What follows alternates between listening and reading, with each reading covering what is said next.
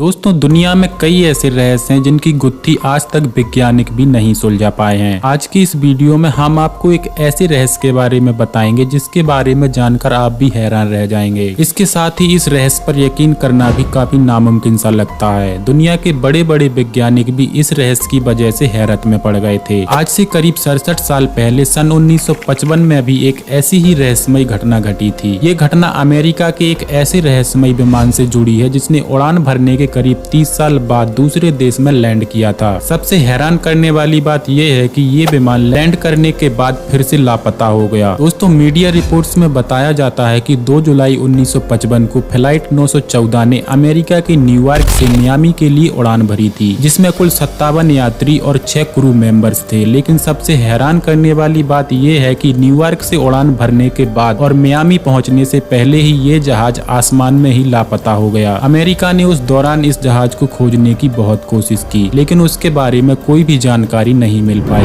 दोस्तों, इस समय हवाई जहाज को न्यूयॉर्क से मियामी जाने में करीब 3.5 घंटे लगते हैं। 1955 में विमान से न्यूयॉर्क से मियामी जाने में ज्यादा से ज्यादा 5 घंटे का समय लगता था। दोस्तों, उस समय पूरी दुनिया हैरत में पड़ गई जब साल 1955 में लापता विमान फ्लाइट 914 30 साल बीतने के बाद 9 मार्च 1985 को रहस्यमयी तरीके से वेनेजुएला के एक कारागास एयरपोर्ट पर लैंड किया। इस विमान के बारे में एयर ट्रैफिक कंट्रोल को भी कोई जानकारी नहीं थी। लैंडिंग के कुछ ही देर बाद इस विमान ने फिर से उड़ान भरी और आसमान में गायब हो गया। दोस्तों, मीडिया रिपोर्ट्स के मुताबिक कारागास एयरपोर्ट पर जहाज के लैंडिंग के बाद पायलट ने वहां के स्टाफ से पूछा कि ये कौन सा साल है। ग्राउंड स्टाफ ने पायलट को बताया कि ये साल 1985 है। ये सुनते ही विमान के पायलट लंबी लंबी सांस लेने लगे और कहा कि ओ माय गॉड। इसके बाद विमान ने एक बार फिर उड़ान भरी और आसमान में लापता हो गया। दोस्तों, इस रहस्य में कितनी सच्चाई है इस बारे में कहना बेहद कठिन है, लेकिन 9 मार्च 1985 के बाद से इस लापता विमान के बारे में कुछ नहीं पता चल पाया। अमेरिका आज भी इस लापता विमान को खोजने की कोशिश में लगा है।